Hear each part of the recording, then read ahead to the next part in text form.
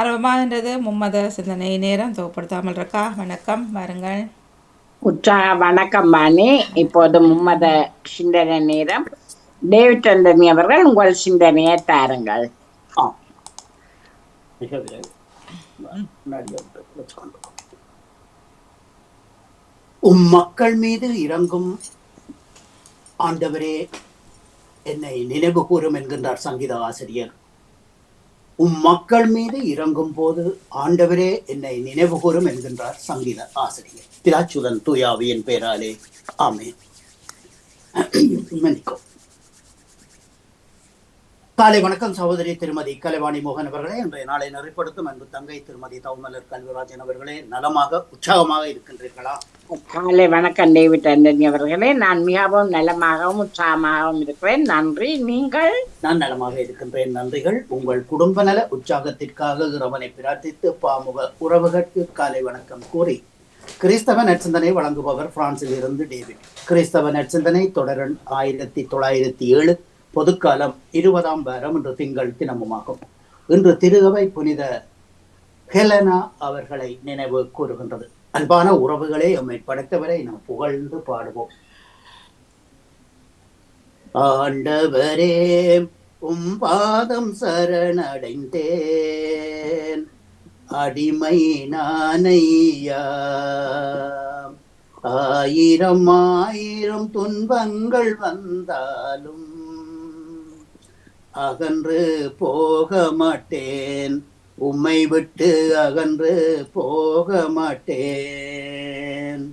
வாலிபன் தன் வழிதனையே எதனால் சுத்தம் பண்ணுவான்? வாலிபன் தன் வழிதனையே எதனால் சுத்தம் பண்ணுவான்?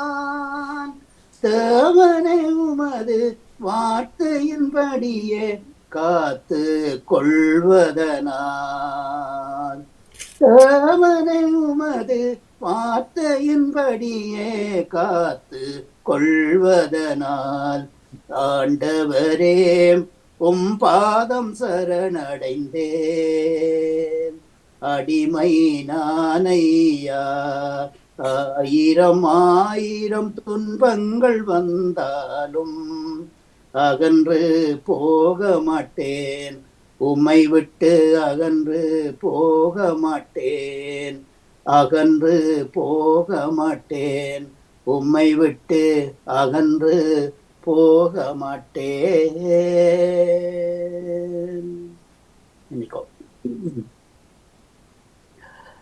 வாழ்த்தொலியாக அல்லேலுயா அல்லேலுயா. ஏழையரின் உள்ளத்தோர் பேறு பெற்றோர், ஏனெனில் விண்ணரசு அவர்களுக்குரியது. அல்லேலுயா. இன்றைய நற்செய்தியாக புனித மத்தேயு எழுதிய நற்செய்தியில் இருந்து வாசகம். அதிகாரம் 19, இறை வார்த்தைகள் 16 இருந்து 22 வரை. அக்காலத்தில் இயேசுவிடம் ஒருவன் வந்து, போதகரே, முடிவில்லா வாழ்வு பெற நான் என்ன செய்ய வேண்டும் என்று கேட்டான். அவர் அவனை நோக்கி, நன்மையை பற்றி என்னை கேட்பதே, நல்லவர் ஒருவரே வாழ்வு பெற விரும்பினால் கட்டளைகளை கடைப்பிடி என்றார். அவன் எவற்றை என்றான். இயேசு, கொலை செய்யாதே, விபச்சாரம் செய்யாதே, களவு செய்யாதே, பொய்ச்சான்று சொல்லாதே, தாய் தந்தையரை போற்று, மேலும் உன் மீது நீ அன்பு காட்டுவது போல உன் அயலான் மீதும் அன்பு காட்டுவாயாக என்று கூறினார். வாலிபன் அவரிடம், இவையெல்லாம் கடைபிடித்து வருகின்றேன், என்னிடத்தில் இன்னும் குறைவாய் இருப்பது என்ன என்று கேட்டான். அதற்கு இயேசு, நீ நிறைவு பெற விரும்பினால் போய் உன் உடைமைகளை விற்று ஏழைகளுக்கு கொடு, வானகத்தில் உனக்கு செல்வம் கிடைக்கும், பின்னர் வந்து என்னை பின்செல் என்றார். இவ்வார்த்தையை கேட்டு அவன் மிகவும் வருத்தத்துடன் சென்றான், ஏனெனில் அவனுக்கு ஏராளமான சொத்து இருந்தது. இது கிறிஸ்து வழங்கும் வாழ்வு தரும் நற்செய்தி. கிறிஸ்துவே உமக்கு புகழ். எமக்கு இன்றைய நற்சிந்தனையாக, எமக்கு அனைத்து விடயங்களிலும் ஆவியானவர் துணை புரிகின்றார், ஆவியானவர் எமக்கு அருள் மலைகளை பொழிந்து கொண்டிருக்கின்றார் என்பதற்கு இன்றைய நாள் நமக்கு ஒரு உதாரணமாக இருக்கும். காரணம், இன்றைய நாளை நான் இந்த நற்செய்தியை நான் எடுக்கும்போது அதை வாசித்து பார்த்தது கூட இல்லை. நேற்றைய இரவு எழுதும்போது அதே நேரத்தில் இந்த பாட்டை நான் எடுக்கும்போது கூட இந்த வார்த்தையை நான் நினைத்து நான் எடுக்கவும் இல்லை. பாட்டை எடுத்தேன், வந்து விட்டது. ஆனால் அதே நேரத்தில் இன்றைய வார்த்தைக்கு ஏற்ற மாதிரி இந்த வாலிபன் தன் வழிதனையே எதனால் சுத்தம் பண்ணுவான் என்ற வார்த்தையை நமது ஆண்டவராகிய இயேசு கிறிஸ்துவின் ஆவியானவர் நமக்கு தந்துள்ளார். ஆகவே நாம் எதிர்பார்த்தோ எதிர்பாராமலோ சில வேளைகள் சில விஷயங்கள் நடக்கின்றன என்று சொல்லி சொன்னால் அதை நாம் தட்டி போட்டு முடியாது, தட்டி கழித்து விட முடியாது.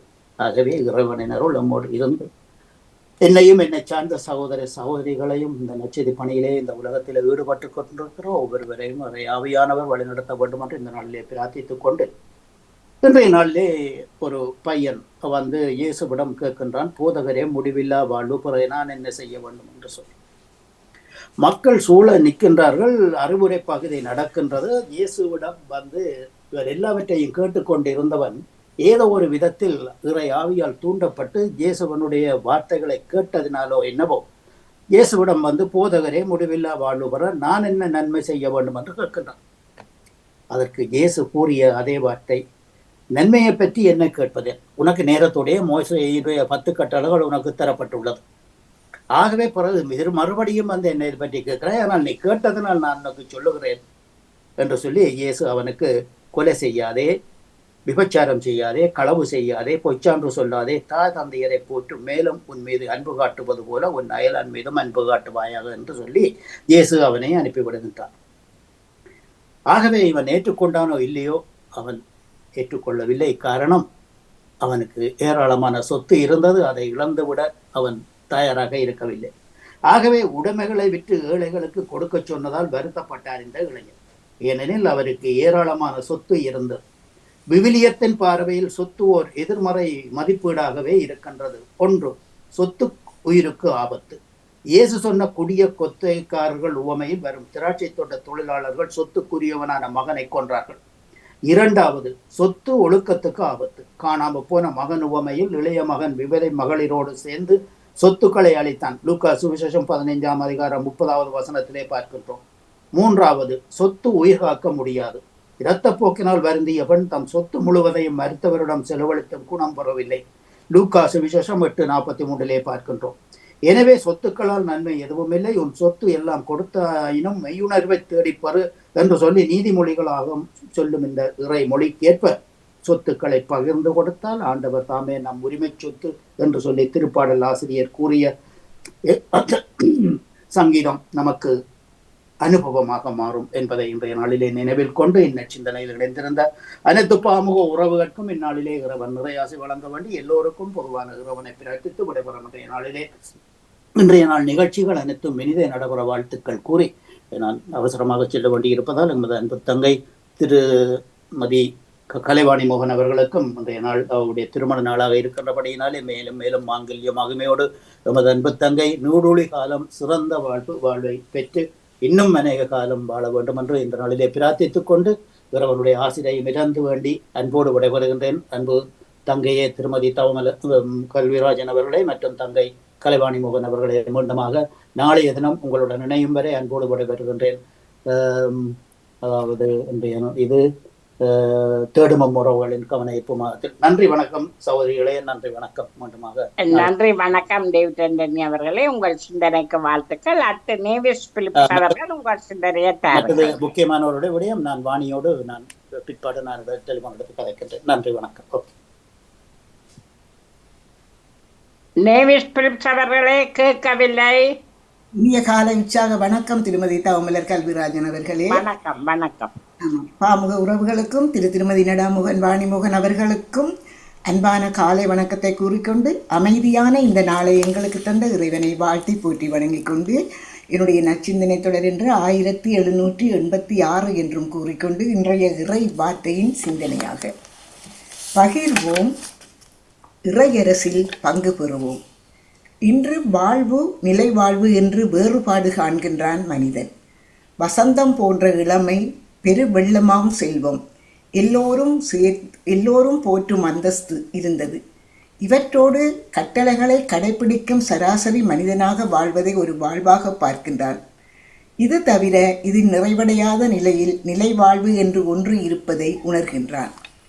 இத்தகைய நிலைவாழ்வு சேர்ப்பதிலல்ல, சிதறுவதில், சேமிப்பதில் அல்ல, கொடுப்பதில், உயர்த்துவதிலல்ல, தாழ்த்துவதில், இழப்பதிலும் பலியாவதிலும் இந்த வாழ்வு உருவாகி உருப்பெறுகின்றது. ஒழுங்கு தவறிய காலங்களில் விதிமுறைகளும் ஒழுங்குகளும் நம் வாழ்வை சீர்படுத்த ஏற்படுத்தப்பட்டன. கால மாற்றத்தில் சட்டங்களின் உட்பொருளை மறந்து மனிதர் வாழத் தொடங்கி விட்டதால் வாழ்வு வெளிவேடமாகி விட்டது. இறைவனின் வார்த்தையை உண்மையுடன் கடைப்பிடிப்பவர்களே நிறைவாழ்வு பெற முடியும். இன்றைய நற்செய்தியில் செல்வந்தரான இளைஞர் தன்னுடைய வாழ்க்கையிலே சட்டத்தின் அடிப்படையில் அனைத்தையும் கடைப்பிடித்திருக்கின்றார். ஆனால் ஆன்மீக அடிப்படையில் அதன் உள்ளர்த்தத்தையும் மறந்தவராக இருக்கின்றார். தன்னை அன்பு செய்வது போல் கடவுளை, சக மனிதர்களை அன்பு செய்வதையும் இணைத்து பார்க்க தவறிவிடுகின்றார். அவருடைய தவறு, அவர் மனிதர்களை அன்பு செய்தவற்றை விட செல்வத்தை அதிகமாக அன்பு செய்கின்றார். இறையாட்சிக்கு தகுதி பெறுவதற்கு தடையாக இருப்பது இவைகள்தான். இந்த உலகத்தின் மீது பற்று இருந்தால் மறு உலகில் செல்வம் சேர்க்க முடியாது என்பதுதான் இயேசு தரும் செய்தி. இதையே வள்ளுவரும் பற்றுக பற்றற்றான் பற்றினை அப்பற்றை பற்றுக பற்றுக பற்று விடத்துக்கு என்று கூறி போந்தார். பற்றுக்கள் நிறையும் போது மனித இதயம் வெறுமையாகிவிடும். அப்போது உள்ளத்தில் மகிழ்ச்சியும் இராது, நிறைவும் இராது. நம்மிடம் இருப்பதை தியாகம் செய்து ஏழைகளுக்கு உதவும் போது உண்மையிலேயே இயேசுவின் சீடராக நாம் மாற இயலும். நிறைவுள்ளவராக விரும்பினால் நீர் போய் உடைமைகளை விற்று ஏழைகளுக்கு கொடு. இங்கே இயேசு குறிப்பிடுகின்ற நிறைவு என்றால் என்ன? தொடங்கிய செயலை முழுமையாக செயல்படுத்துவது இங்கே குறிக்கப்படுகின்றது. கடவுளின் நிறைவு அவருடைய எல்லையற்ற அன்பில் அடங்கும். நல்லவர் தீயவர் என்ற வேறுபாடு இன்றி உலக மக்கள் அனைவரையும் அவர் அன்பு செய்கின்றார். கடவுளிடம் துலங்குகின்ற நிறைவு நம்மிடமும் துலங்க வேண்டும். கடவுள் நமக்கு அளித்துள்ள கட்டளைகளை முழுமையாக நிறைவேற்றி பரிசெயரின் நெறியை விட சிறப்பான நிறையுடையவர்களாக நாம் வாழும்போது நாமும் நிறைவு அடைவோம். தன் உடைமைகளை விட்டு ஏழைகளுக்கு கொடுத்துவிட்டு இயேசுவை பின் செல்ல அந்த இளைஞருக்கு அழைப்பு வந்தது. ஆனால் அந்த அழைப்பை ஏற்க அந்த இளைஞனுக்கு துணிவில்லை. நமக்கும் இத்தகைய சவால் விடுக்கப்படுவதை உணர்வோம். முழு உள்ளத்தோடும் விருப்போடும் இயேசுவை பின்பற்ற துணிந்தவர்கள் தியாக மனப்பான்மையோடு செயல்படுவார்கள் என்பதில் ஐயமில்லை. இறைவா, நாங்கள் தாராள உள்ளத்தோடு இயேசுவை பின்பற்ற எங்களுக்கு அருள் தாரும் என்று வேண்டிக் கொண்டு, தூய உள்ளத்தை தினம் தேடி வருகின்றேன். இறைவா இறைவா இறைவா இறைவா, உள்ளம் திறந்து வருகிறேன்.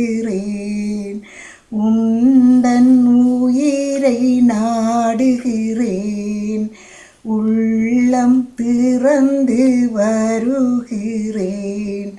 உந்தன் உயிரை நாடுகிறேன். உண்மை நன்மை நிறையுமே. உள்ள சுமைகள் குறையுமே. தூய உள்ளத்தை தினம் தேடி வருகிறேன். இறைவா இறைவா, துன்பச் சுமைகள் சுமக்கின்றேன். உண்மை இன்பம் நாடுகின்றேன். துன்பச் சுமைகள் சுமக்கின்றேன். உண்மை இன்பம் நாடுகின்றேன். பாவவினைகள் நீங்குமே. பாரச்சிலுவை குறையுமே. தூய உள்ளத்தை தினம் தேடி வருகின்றேன். இறைவா இறைவா இறைவா இறைவா. கூறிக்கொண்டு இந்த அதிகாலை பொழுதினிலே இந்த இறை வேண்டல் இறை சிந்தனையில் இருந்திருக்கின்ற எல்லோருக்கும் இந்த நாள் இனிய நாளாக மலர்ந்து எல்லோரும் எல்லா நலன்களும் பெற்று அமைதியாகவும் மகிழ்வாகவும் வாழ வேண்டும் என்று வேண்டிக்கொண்டு வேண்டுவோருக்கெல்லாம் இறைவன் தயங்காது தாராள மனப்பான்மையோடு அள்ளி கொடுப்பார் என்ற அந்த நம்பிக்கையோடு நாங்களும் வேண்டுவோம், பெறுவோம், நலமாக வாழ்வோம் என்று கூறிக்கொண்டு உங்களிடம் இந்த அன்பாக விடைபெறுகிறேன். திருமதி தவமிடர் கல்விராஜன் அவர்களே, வாணிமோகன் அவர்களையும் அன்பாக வரவேற்றபடி நன்றி, வணக்கம். நன்றி, வணக்கம். நேவிஸ்பிட்ஸ் அவர்களே, உங்கள் சிந்தனைக்கு வாழ்த்துக்கள். அடுத்து ஜானடேசன் அவர்கள் உங்கள் சிந்தனையை தாருங்கள். இனிய காலை உற்சாக வணக்கம் தோப்பாளினி தோமலர் கல்விராஜன் அவர்களுக்கும், வணக்கம். பாமுக தோப்பாளினி கலைவாணி மோகன் அவர்களுக்கும், அதிபர் நடாமோகன் அவர்களுக்கும், அனைத்து பாமுகர்களுக்கும் எனது எங்கனிந்த காலை வணக்கத்தை கிறிஸ்தாசுடன் கூறிக்கொண்டு இன்றைய நாள் எல்லோருக்கும் ஒரு நல்ல நாளாக இறைவனையும் பிரார்த்தித்து கொண்டு உலக மக்கள் அனைவருக்காகவும் எங்கள் குடும்ப அங்கத்தினர் எல்லோருக்காகவும் உலக அரசியல் தலைவர்களுக்காகவும் திருமணம் செய்கிறவர்களுக்காகவும் பிறந்த நாள் கொண்டாடுபவர்களுக்காகவும்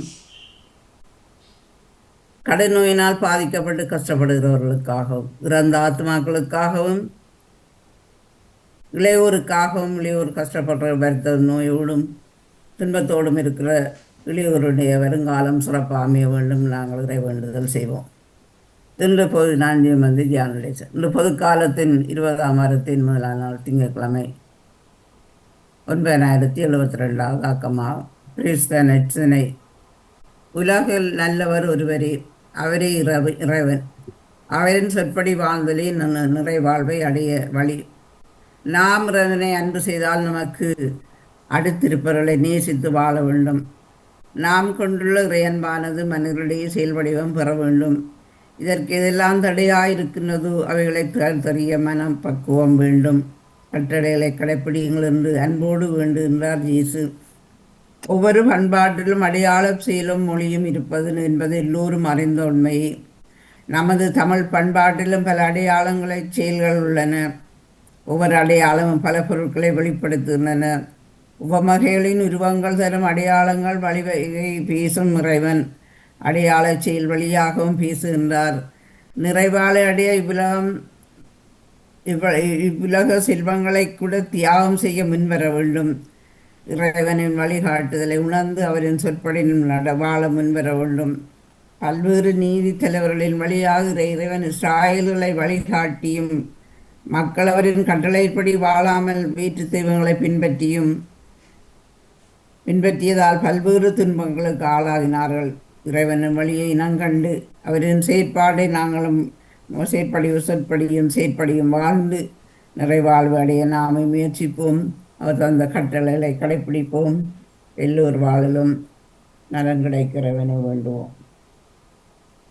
படைத்தவரே உம்மை போற்றுகின்றோம், தேவனே உமக்கு நன்றி. படைப்பெல்லாம் பாடி துதிக்கின்றது, இயேசுவே உமக்கு நன்றி. அல்லேலூயா அல்லேலூயா ஓசானா அல்லேலூயா அல்லேலூயா. மரம் செடிகள் எல்லாம் பழு பூக்கள் எல்லாம் பாடுது தேவனின் மகிமையை. வான பறவைகளும் காண மிருகங்களும் பாடுது இயேசுவே நன்றி. அல்லேலூயா அல்லேலூயா ஓசன்னா அல்லேலூயா அல்லேலூயா ஓசன்னா. நன்றி, வணக்கம். தோமல கல்விராஜன் அவர்களே.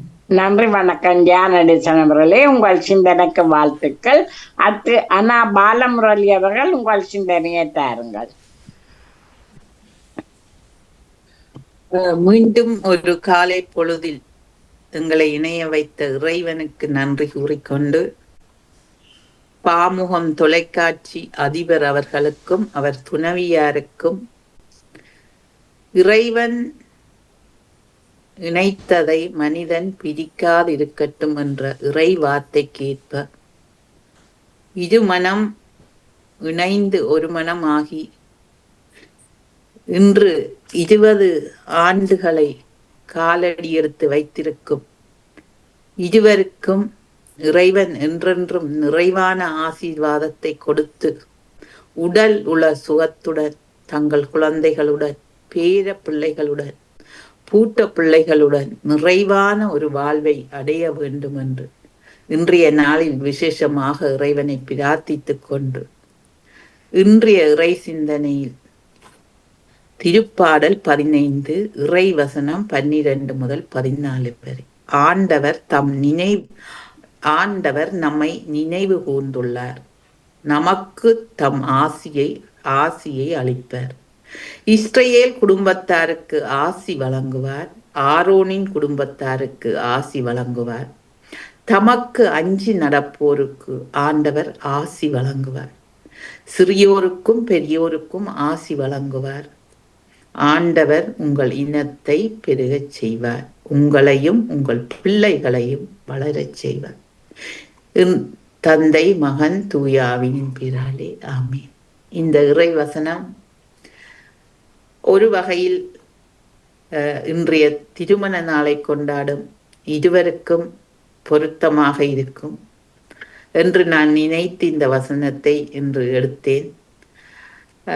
கடவுள் நமக்கு நிறைய விஷயங்களில் ஆசி வழங்கியிருக்கின்றார். இன்று நாம் இந்த உலகில் வாழ்கின்றோம் என்றால் அதற்கு ஏதோ ஒரு வழியில் கடவுள் தான் காரணம். நாம் சொல்லலாம், நாம் உழைத்தோம், விடாமுயற்சியால் நாங்கள் உழைத்தோம், நாம் சம்பாதித்தோம், நாம் இந்த எல்லையை அடைந்தோம் என்று. ஆனால் எங்கோ ஒரு வடிவில், எங்கோ ஒரு உருவத்தில், எங்கோ ஒரு உதவியில் எங்களுடன் கடவுள் நிறைவாக இருந்திருக்கின்றார். நாம் ஒவ்வொரு நாளும் கடக்கும் போதும் நாம் இறைவனுக்கு நன்றி கூற வேண்டும். ஏனென்றால் மறுநாள் நாம் எழும்புவோமா எழும்ப மாட்டோமா என்பது கூடி நம்முடைய கையில் இல்லை. எவ்வளவுதான் நாங்கள் பணத்தை சம்பாதித்தாலும் அந்த பணத்தை நாங்கள் வைத்துக் கொள்வதற்கு நம்மிடம் கடவுளின் ஆசி இருக்க வேண்டும். நமக்கு இறைவன் நிறைவான ஆசி தர வேண்டும். நாம் உழைக்கின்றோம் எதையுமே அடையவில்லை என்று சொன்னால் நாம் கடவுளை ஏற்றுக்கொள்ளவில்லை, நாம் கடவுள் மீது நம்பிக்கை வைக்கவில்லை, நாம் கடவுள் மீது விசுவாசம் கொள்ளவில்லை. நாம் விசுவாசிக்காமல் இருந்தால் எங்களுடைய வாழ்வில் எதுவும் நடைபெறாது என்பது என்னுடைய கருத்து. நான் மற்றவர்களை இதில் கூறவில்லை, இது என்னுடைய கருத்து. ஏனென்றால் பாருங்கள், ஒரு நூற்றுவ தலைவனின் ஓடி வந்தவர், எத்தனையோ விதமான சொத்துகளுக்கு சொந்தக்காரன் நூற்றுவ தலைவர் ஓடி வந்து, ஆண்டவரே நீர் ஒரு வார்த்தை சொல்லும் என்னுடைய மகன் குணமடைவான் என்று சொன்னார். அவருடைய விசுவாசத்தை தான் நாங்கள் காணக்கூடியதாக இருக்கின்றது. இதே போல் நான் ஒரு உண்மை சம்பவத்தை உங்களிடம் பகிர்ந்து கொள்ள விரும்புகின்றேன். கடந்த பல ஆண்டுகளுக்கு முன்பாக ஒருவர் எங்களுக்கு தெரிந்த ஒருவர் சுவிஸில் ஐஸ் ஓடும் போது விழுந்து அவர் கோமாவில் இருந்தார். ஆனால் அவர் நிறைய இறை நம்பிக்கை உள்ளவர், கடவுள் நம்பிக்கை உள்ளவர். அவர் செத்து விட்டார் என்று கூடி நான் அறிந்திருந்தோம். ஆனால் ஏதோ ஒரு கடவுளின் அருள், ஏதோ ஒரு அவருடைய விடாமுயற்சி, அவர் கடவுளை தேடின அந்த விடாமுயற்சியோ என்னமோ, அவர் இப்பொழுது தற்சமயம் அவர் எழுந்து நடந்து கடந்த 3 கிழமைக்கு முதல் அவர் ஜெர்மனியில் வந்திருந்தார். ஒரு பக்கம் தடி வைத்து கொண்டுதான் நடந்தாலும் அவர் கோமாவில் இருந்து எழும்புவாரான்றது ஒரு பெரிய கேள்விக்குறியாகத்தான் இருந்தது. அவர் மட்டுமில்லை, அவருடைய மனைவி பிள்ளைகளும் இறைவனை தேடுபவர்களாக இருந்தார்கள். இறைவனிடம் நம்பிக்கை கொண்டார்கள், விசுவாசம் கொண்டார்கள். அவர் வைத்தியசாலையில் இருக்கும் போது எல்லாம் கடவுளை தேடி குழந்தைகளும் மனைவியும் அழுதார்கள், புலம்பினார்கள், மன்றாடினார்கள். கடவுள் நிறைவான ஒரு ஆசீர்வாதத்தை கொடுத்து இன்று அவர் எழுந்து நடந்து இன்னொரு நாட்டுக்கு வந்திருக்கின்றார் என்றார். அவருடைய விசுவாசம் தான் அது. ஆகவே நான் இந்த விஷயத்தை சொல்லுகின்றேன். ஆசி, கடவுளுடைய ஆசி எங்களுக்கு நிறைவாக கிடைக்க வேணும். அதற்கு நாங்கள் செய்ய வேண்டிய ஒரே வேலை, நாம் விடாமல் கடவுளை பற்றி கொள்ள வேண்டும், பற்றி கொள்ள வேண்டும். எங்களுடைய செபம் கடவுளை கேட்கிற மாதிரி நாங்கள் செபிக்க வேண்டும். நிறைய பைபிளை, இறைவனுடைய வசனங்களை நாங்கள் படிக்க வேண்டும். என்று கூறி இந்த நாளை தந்த இறைவனுக்கும் ஆமோகம் தொலைக்காட்சி தலைவர்களுக்கு நன்றியை கூறிக்கொண்டு இயேசுக்கே புகழ், இயேசுக்கே மகிமை, மரியே வாழ்க. நன்றி, வணக்கம். நன்றி வணக்கம். பாலமுரளி அவர்களே, உங்கள் சிந்தனைக்கு வாழ்த்துக்கள். அடுத்து பாலன் வேலுப்பிள்ளை அவர்கள் உங்கள் சிந்தனையை தாருங்கள். ஆம், இதற்கான இந்த நாளை காண தந்த தேவகுமாரனுக்கு இருதயத்தினால கோடான கோடி நன்றிகளை சொல்லிக்கொண்டு நமது அன்பு சகோதரி தொகுப்பாளனி திருமதி தவமலர் கல்விராஜனுக்கு இனிமையான காலை வணக்கம். நலமாக உற்சாகமா இருக்கீங்களா? காலை வணக்கம் பாலன், நான் மிகவும் உற்சாகமாக இருக்கிறேன். நன்றிகள். நீங்கள்? நாங்களும் அதே உற்சாகத்தோடு இருக்கோம். நன்றி சகோதரி. அப்படி சகோதரி நன்றிகளை சொல்லிக்கொண்டு அப்படியே நமது அன்பு சகோதரி திருமதி கலைவாணி மோகனுக்கும் மற்றும் அன்பு அதிபர் நடா மோகனுக்கும் மற்றும் பாமத்து கலன் சிறப்பிக்கின்ற அனைத்து குடும்ப உறவுகளுக்கும் மற்ற எல்லோருக்கும் இனிமையான காலை வணக்கங்களையும் சுவநலங்களையும் விசாரித்தபடி எல்லோருக்கும் இயேசுராஜனுடைய ஆசீர்வாதங்கள் அணு தினமும் ஒவ்வொருவருக்கும் கிடைக்கும்னு சொல்லி ஒவ்வொருவரையும் இயேசு நாமத்தில் வாழ்த்திக்கொண்டு லண்டனிலிருந்து கரவட்டி மேற்கு வேலுப்பிள்ளை பாலன், இன்றைக்கு கிறிஸ்தவ நெஞ்ச தொழிலக்கன் சௌரி 579 சொல்லிக்கொண்டு பழமை போல பழைய ஏற்பாட்டில் ஆவியாகமும் 9ஆம் அதிகாரம் நேற்று வாய்ச்சினான் 10-20 மட்டும் அது சிறிய தொகுப்பாக நோவான குடும்பத்தை தேவன் கத்தர் ஆசீர்வதிக்கிறார். அவருடைய குமாரனை நோக்கி ஆசீர்வதிச்சு சொல்கிறார், நீங்கள் வேலையிலிருந்து வெளிப்பட்டு வெளியில் போங்கோ, உங்களை நான் பெரிய ஜாதியாக்குவேன்னு சொல்லி அவரை ஆசீர்வதிச்சு அனுப்புகிறார். இனி நான் இப்போ செய்தது மாதிரி ஜல பிரளயத்தினால பூமியை நான் இனி அழிக்க மாட்டேன்னு சொல்லி மனஸ்தாபப்படுறார். இனிமேல் ஜலத்தினால பூமியை அழிக்க மாட்டேன், இங்கே பல்கி பெரியங்கன்னு சொல்லி ஆசீர்வதிச்சு அனுப்புகிறார். ஒரு நித்திய அவருடைய உடன்படிக்கைக்கு நித்திய உடன்படிக்கையாக வானத்தில் ஒரு வில்லை வைக்கிறார். அந்த வில் பூமிக்கு மேலே வரும்போது தான் நினைவு கூறுவாராம், எங்களை இல்லை எல்லாத்தையும் நினைவு கூறுவாரான் தான் எப்படி பூமியில் படைப்பினான்னு சொல்லி நினைவு கூறுவார்னு சொல்லி அனுப்புகிறார். அதுக்கு பிறகு அதை காணும்போது தான் நினைவு கூறுவாராம். பேர்ந்து புறப்பட்டு அந்த நோவாக்கு 3 பிள்ளைகள் பிறக்கினம். 3 பேரால் பூமியின் இனங்கள் பல்கி பெருகுது. அந்த நோவா ஒரு ஒரு பயிற்சியக்காரனாக திராட்சை தோட்டத்தை நாட்டி அதிலேருந்து அவர் தன் குடும்பத்தை நடத்துகிறார். அது மட்டும் நிர்வாச்சினான். நோவான 3 பிள்ளைகளால் தான் இன்றைக்கு வம்சம் விருத்தியான உலகம் முழுக்க. அது மிச்சம் இன்றைக்கு ஆதியாக 9ஆம் அதிகாரம் இறை வார்த்தைகள் 20-29 முடிய. கர்த்தருடைய பரிசுத்தமுள்ள நாமத்துக்கு சோத்திரம். இம்மூவரின் நோவாவின் குமாரர், இவர்களாலே பூமி எங்கும் ஜனங்கள் பரம்பினார்கள். நோவா பயிரிடுகிறவனாகி திராட்சை தோட்டத்தை நாட்டினான். அவன் திராட்சரசத்தை குடித்து வெறி கொண்டு தன் கூடாரத்தில் வஸ்திரம் விலகி படுத்திருந்தான். அப்பொழுது கானானுக்கு தகப்பனாகிய காம் தன் தகப்பனுடைய நிர்வாணத்தை கண்டு வெளியில் இருந்த தன் சகோதரர் இருவருக்கும் அறிவித்தான். அப்பொழுது சேமும் யாப்பேத்தும் ஒரு வஸ்திரத்தை எடுத்து தங்கள் இருவருடைய தோள் மேலும் போட்டுக்கொண்டு பின்னிட்டு தங்கள் தகப்பனுடைய நிர்வாணத்தை மூடினார்கள். அவர்கள் எதிர்முகமாய் போகாதபடியினால் தங்கள் தகப்பனுடைய நிர்வாணத்தை காணவில்லை.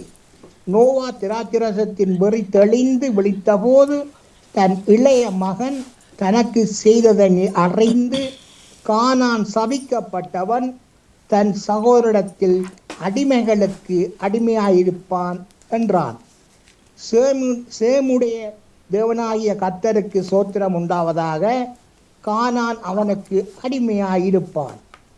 யாப்பேத்தை தேவன் விருத்தியாக்குவார், அவன் சேமுடைய கூடாரங்களில் குடியிருப்பான், கானான் அவனுக்கு அடிமையாயிருப்பான் என்றான்.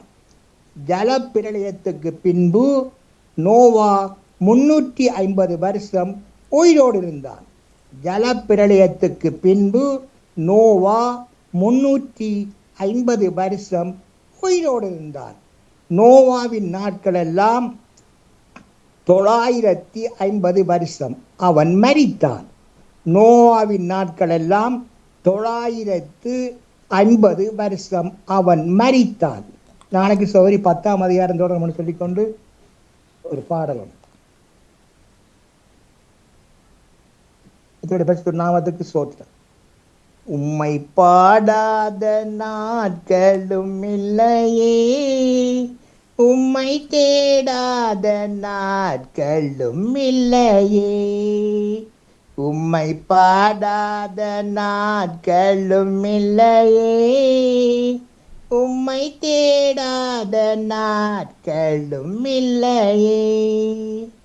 பொருத்தனைகள் நிறைவேற்றி ஸ்தோத்திரங்கள் செலுத்துவேன், பொருத்தனைகள் நிறைவேற்றி ஸ்தோத்திரங்கள் செலுத்துவேன், ஆராதித்து உம்மை உயர்த்துவேன். நம்புங்கப்பா உந்தன் பிள்ளையை, ஆராதித்து உம்மை உயர்த்துவேன்.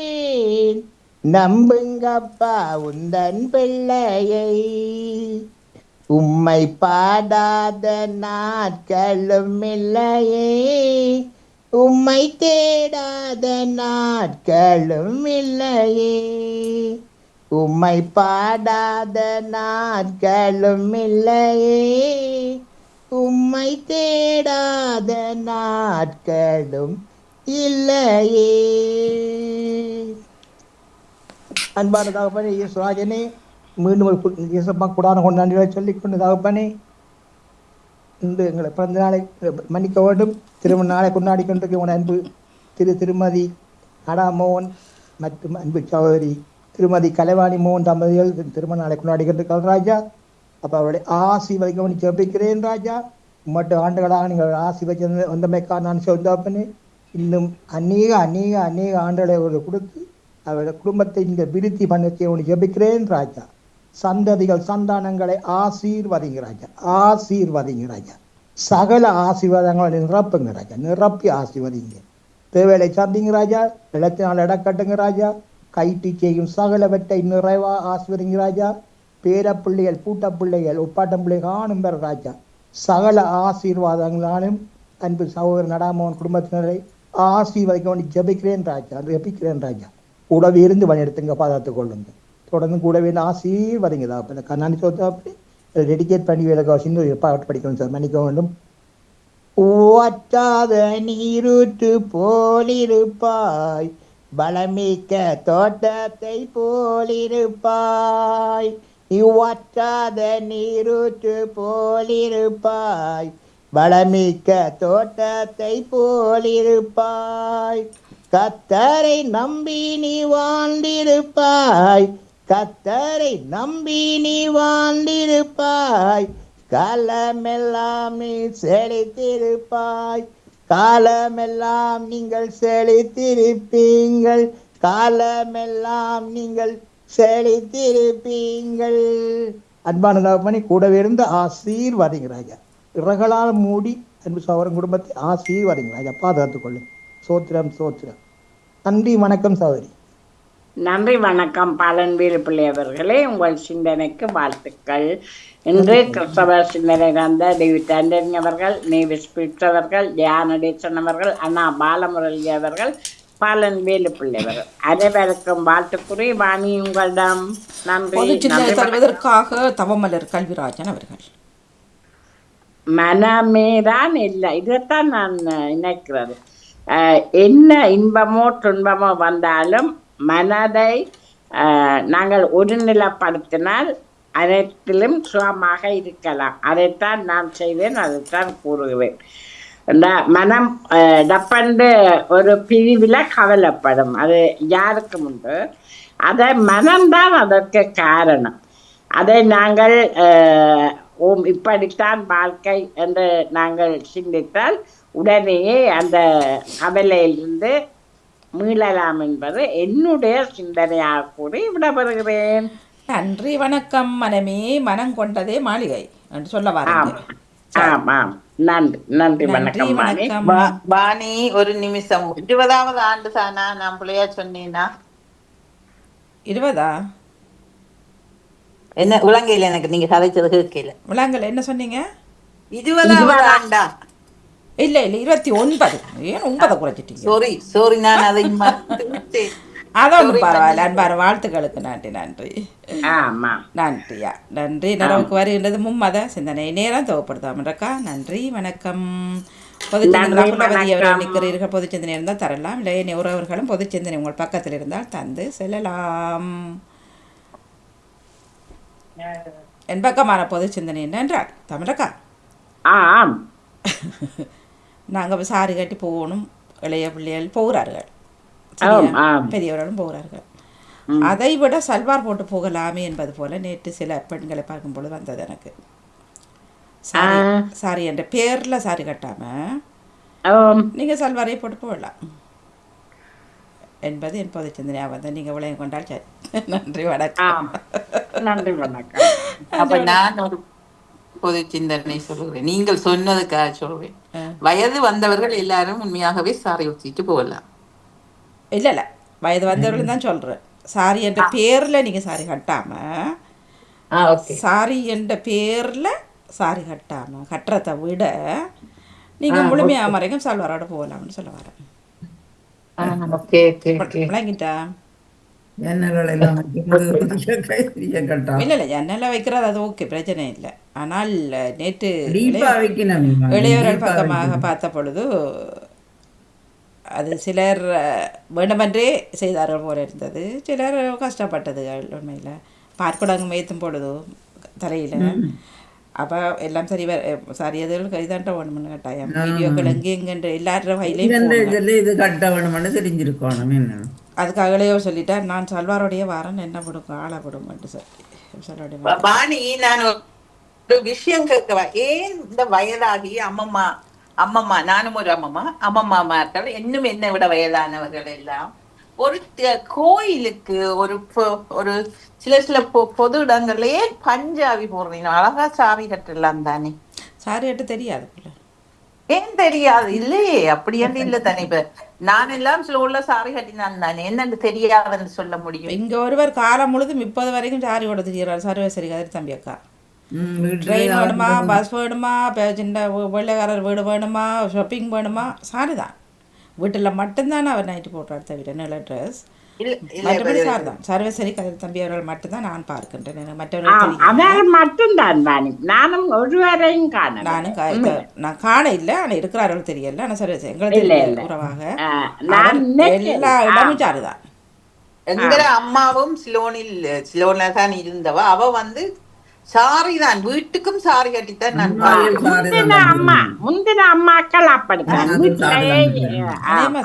எங்களுடைய அம்மா அம்மாப்பட்டான் அவர்கள் வீட்டிலேயே சீலை தான் கட்டி கொண்டிருப்பேன். இல்ல சிலர் வந்து இப்ப சிலர் நிறைய காரணங்கள் இருக்கலாம். உடம்பு நோக்கள் இருக்கும், சில போக்குவரத்துகளில் பிரச்சனை இருக்கலாம். இப்படி ஒரு சில காரணங்கள் இருக்கலாம் ஒரு சிலருக்கு. அப்படி சாரியை தவிர்த்து சல்வார் போடுறது அப்படின்னு சொல்லி சல்வார்னாலும் பரவாயில்ல. அது ஆனால் ஒரு கோயிலுக்கு கண்டு வரைக்கும், ஒரு சர்ச்சுக்காக இருக்கட்டும், இந்து கோயிலுக்காக இருக்கட்டும், அழகான உடுப்பே சாரி தானே. அந்த சாரியை கட்டிட்டு வரலாம் தான், அழகா இருக்கு, பண்பாடானது. இப்போ ஒரு புது விதமான ஒன்று கண்டுபிடிச்சுக்கிறீங்கன்னா டொப்பும் லெக்கிங்ஸும் அதை போட்டுட்டு வருது. இல்லை, லெக்கிங் போடுறது தப்பில்லை. அந்த மற்ற லெக்கிங் ஒன்று இருக்கு. லெக்கிங் என்ற பேரில் ஒரு லெக்கிங் இருக்கு. இப்போ சாரி என்ற பேரில் சாரி அட்ட மாதிரி லெக்கிங் என்ற பேரில் லெக்கிங் இருக்குல்லோ, அது பாய்க்கு சகிக்காது. அதான் சொல்ல. இப்போ விளங்கிட்டா, சாரி என்ற பேரில் சாரி கட்டுறது அதுதான். இன்று நான் என்ன திருமண நாளை கொண்டாட மகள் மிக அழகாக இருக்கிறார். உண்மையாட்டான், கண்ணுக்கு மிக மிக குளிர்ச்சியாக இருக்கிறது. நன்றி. நான் பதிவு எடுக்கிறேன். நன்றி வணக்கம். நிறைய சிந்தனை நேரம் தோப்பல் தமிழக்கா. நன்றி.